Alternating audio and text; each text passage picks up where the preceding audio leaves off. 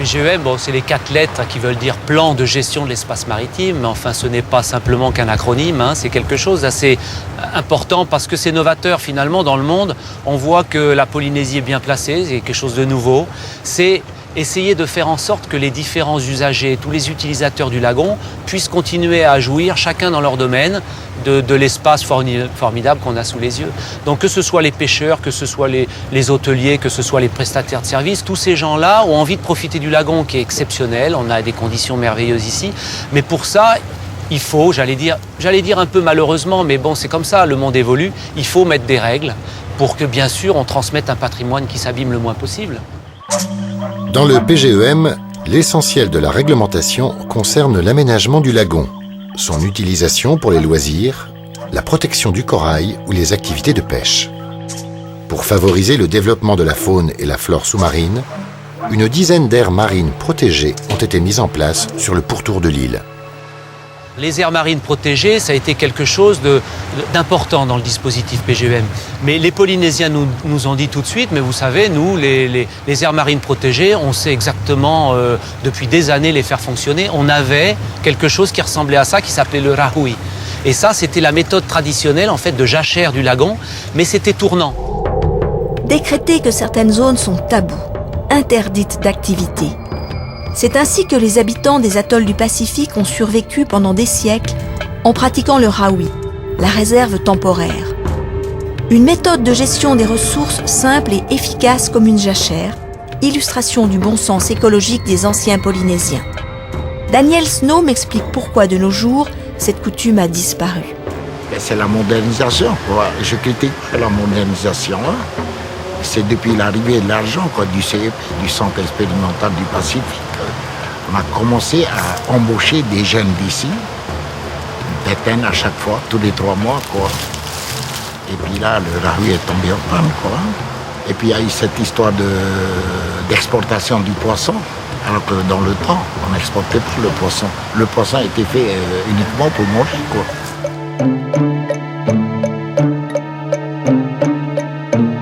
Bien que la chasse aux tortues soit interdite, pour certains Polynésiens, en manger la chair est une tradition. On continue donc de les tuer en toute illégalité. Autre menace pour les tortues, la prise accidentelle dans les filets. Comment éviter cette hécatombe? Nicolas Leclerc, de l'association Temana Otemoana, a partiellement trouvé une réponse.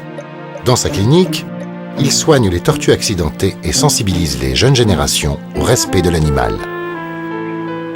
Ce centre-là, on a appelé ça la clinique des tortues.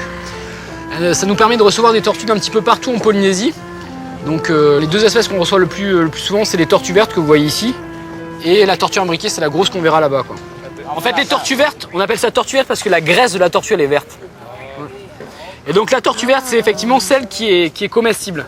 La tortue imbriquée, par contre, elle est vraiment toxique. Vous savez pourquoi est-ce qu'elle est toxique? En fait, les tortues imbriquées, elles vont manger des éponges. Donc elles raffolent des éponges. Et dans ces éponges, il y a une microalgue qui est toxique.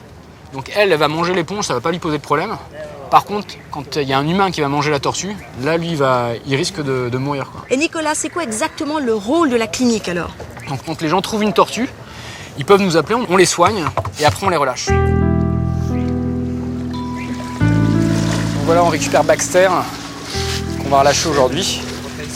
Ça fait maintenant un peu plus d'1 an qu'elle est dans le centre. Salut Baxter. Voilà. Baxter repart vers la liberté. Un grand jour pour toi, hein? Il y a 2 écailles entre les 2 yeux, c'est une verte? Ouais, complètement. Les tortues vertes, elles ont seulement 2 écailles préfrontales, tandis que l'autre espèce, la tortue imbriquée, elle a 4 écailles, juste devant les 2 yeux, quoi. Donc ça, c'est vraiment une tortue verte. Ouais. Allez Baxter, allô, on y va. Elle pèse son poids quand même, hein? Elle pèse combien celle-là? 14 kilos. 14 kilos, ah oui. Déjà, hein?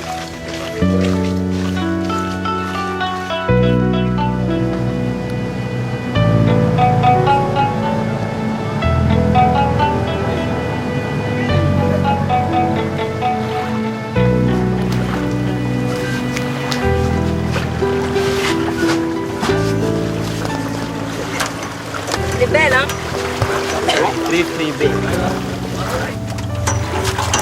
Ah, ça va être super. Allez, bonne chance.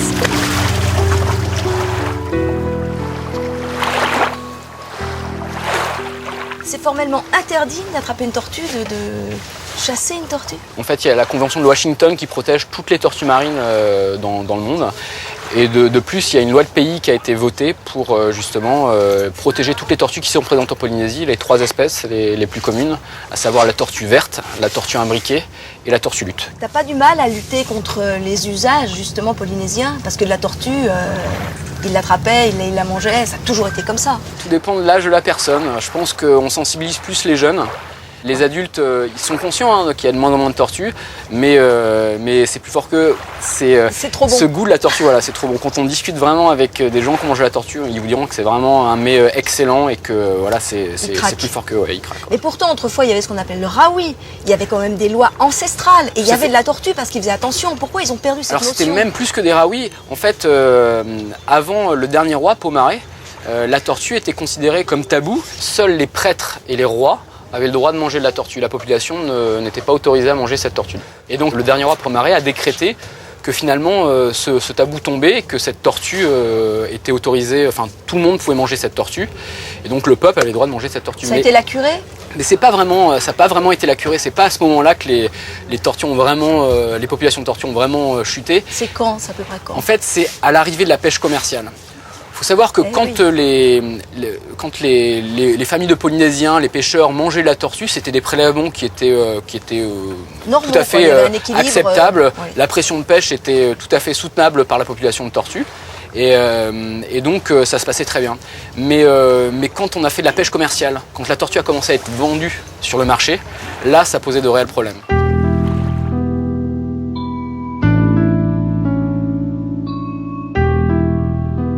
Partout en Polynésie, le braconnage est intensif et les effectifs de tortues chutent dangereusement.